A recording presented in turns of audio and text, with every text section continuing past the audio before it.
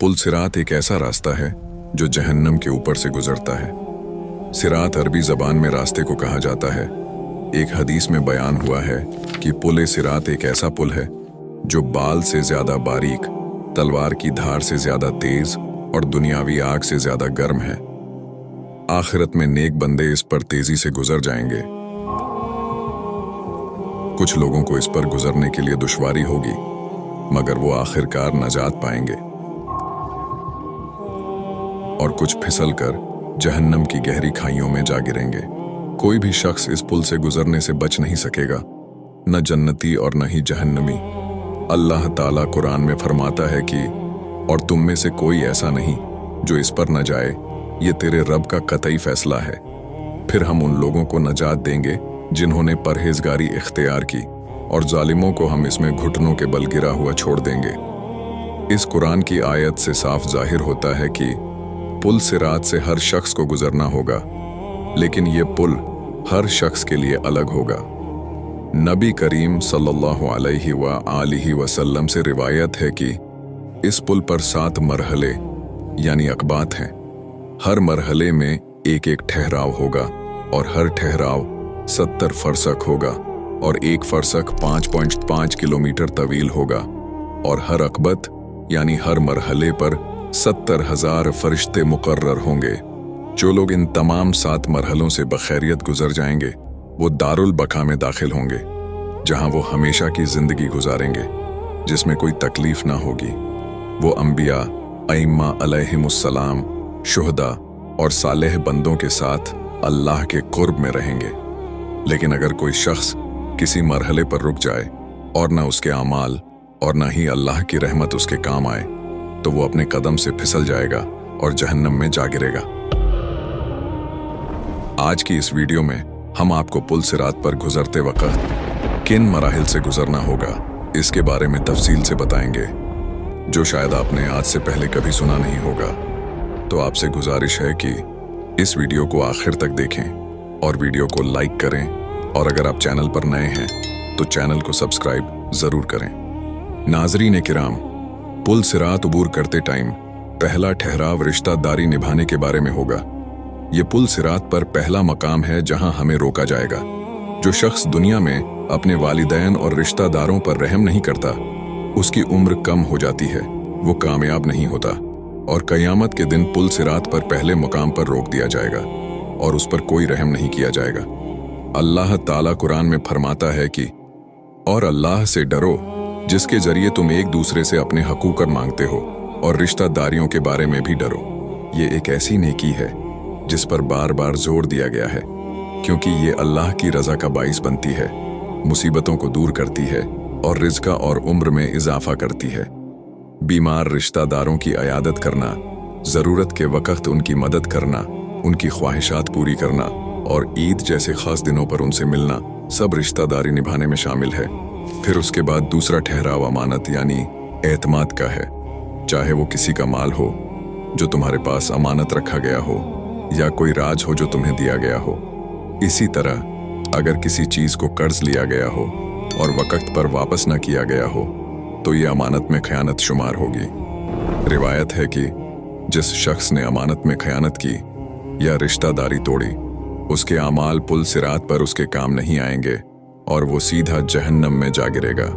फिर तीसरा ठहराव अहले बैत अलैहिमुस्सलाम से मोहब्बत यानी विलायत का है। बहुत सी शिया और सुन्नी कुतुब में रिवायतें मौजूद हैं कि विलायत का मतलब इमाम अली अलैहिस्सलाम से मोहब्बत है। नबी करीम सल्लल्लाहु अलैहि वसल्लम से रिवायत है कि आपने फरमाया, ए अली, जो शख्स तुमसे मोहब्बत नहीं रखेगा वो पुल सिरात पर रोक दिया जाएगा। यकीनन अली से मोहब्बत उस खौफनाक पुल पर आसानी से गुजरने की कुंजी है।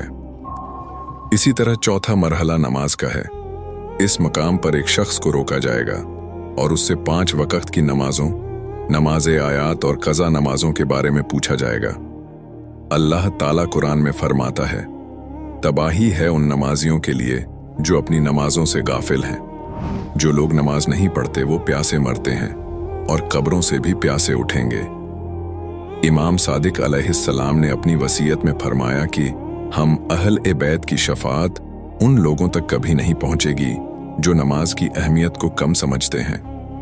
एक बुजुर्ग ने इस हदीस की वजाहत की है कि यह हदीस उन लोगों के बारे में है जो नमाज की कदर नहीं करते, जैसे फज्र की नमाज सूरज निकलने के करीब पढ़ना या जोहर की नमाज सूरज गुरूब के करीब पढ़ना। जबकि कुरान पाक में जिक्र हुआ है कि ए ईमान वालो, अपने आप को और अपने घर वालों को उस आग से बचाओ जिसका ईंधन इंसान और पत्थर है। लिहाजा हमें न सिर्फ खुद इन फराइज से अपनी हिफाजत करनी है, बल्कि अपने रिश्तेदारों और दोस्तों को भी बुराइयों से रोकना और नेकी की तलकीन करनी है। उसके बाद पांचवा मरहला खुम्स और ज़कात का है। जो शख्स ज़कात या खुम्स अदा नहीं करता, चाहे वो सिर्फ एक दिरहम ही क्यों ना हो, उसे इस मुकाम पर रोक दिया जाएगा।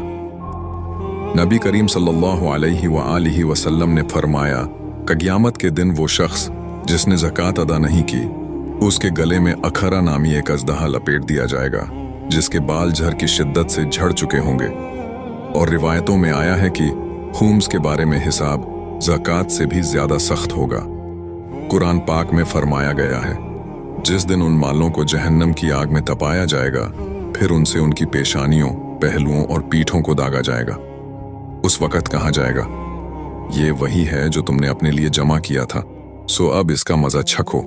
ऐसे ही इमाम जाफर सादिक अलैहिस्सलाम फरमाते हैं कि क़यामत के दिन सबसे सख्त वक़्त वो होगा जब खुम्स के मुस्तहक लोग उस शख्स की कमीज़ का दामन पकड़ लेंगे जिसने खुम्स अदा नहीं किया, और अपने हक़ का मुतालिबा करेंगे और उसे उस वक़्त तक पुल सिरात पर आगे नहीं बढ़ने देंगे जब तक वो उनका हक़ अदा न करे। ये मरहला उस वक़्त और भी सख्त हो जाएगा जब खुद शफात करने वाले अहले बैत अपने हक़ के खुम्स का मुतालिबा करेंगे। इसी तरह छठा मरहला रोज़ा का होगा।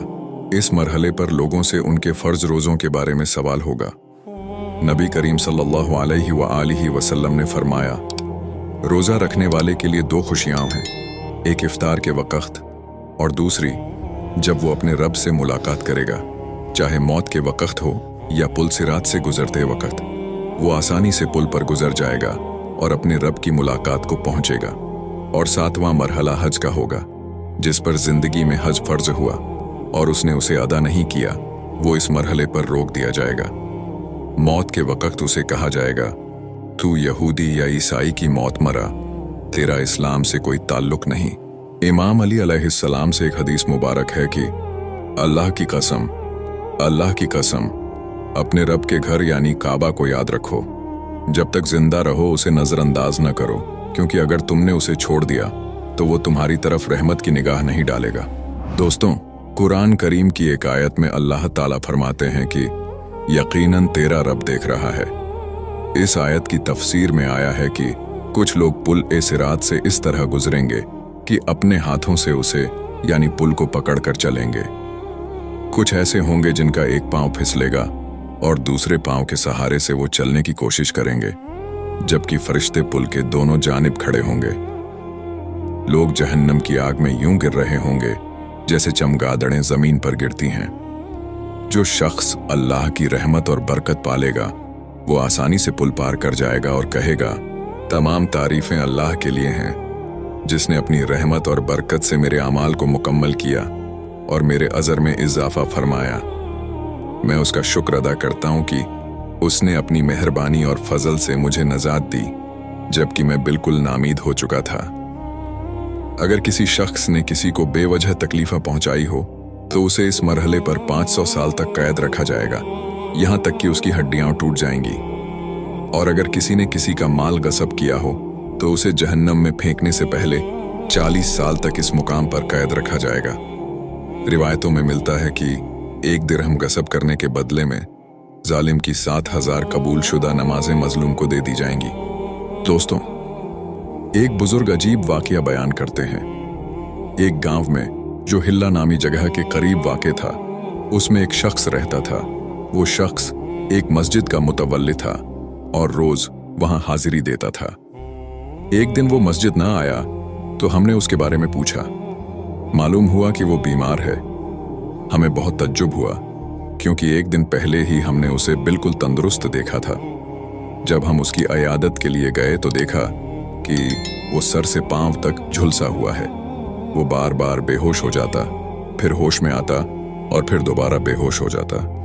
एक वक्फे में मैंने उससे पूछा कि उसे क्या हुआ है, तो उस शख्स ने कहा, गुज़िश्ता रात मैंने ख्वाब में देखा कि मुझे पुल सिरात दिखाया गया और मुझे हुक्म हुआ कि उस पर चलो।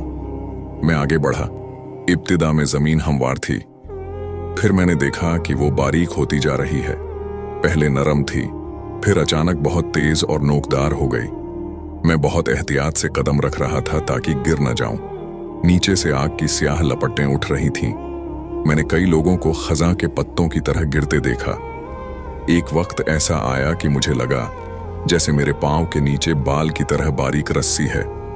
फिर अचानक आग ने मुझे अपनी तरफ खींच लिया और मैं गिर गया।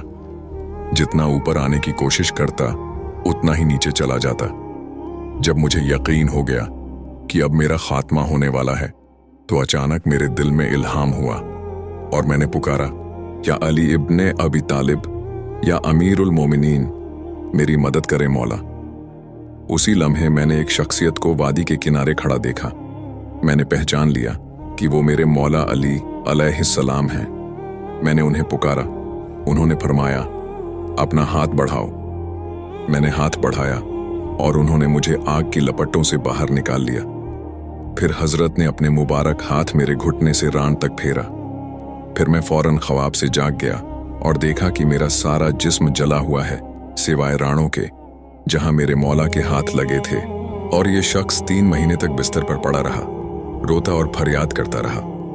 कई डॉक्टरों ने इलाज किया, मुख्तलिफ दवाइयां दी, यहाँ तक कि 3 महीने बाद उसके जिस्म पर नया गोश्त नमूदार हुआ और वो सेहतयाब हुआ। यकीनन नजात का सिर्फ एक रास्ता है, और वो है अहल ए बैत की विलायत से वाबस्ता रहना।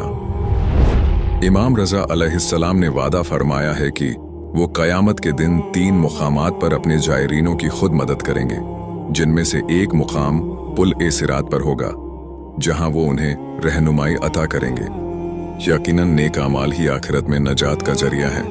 अल्लाह हमें अच्छे काम करने और बुराइयों से रुकने की तौफीक अता फरमाए, आमीन।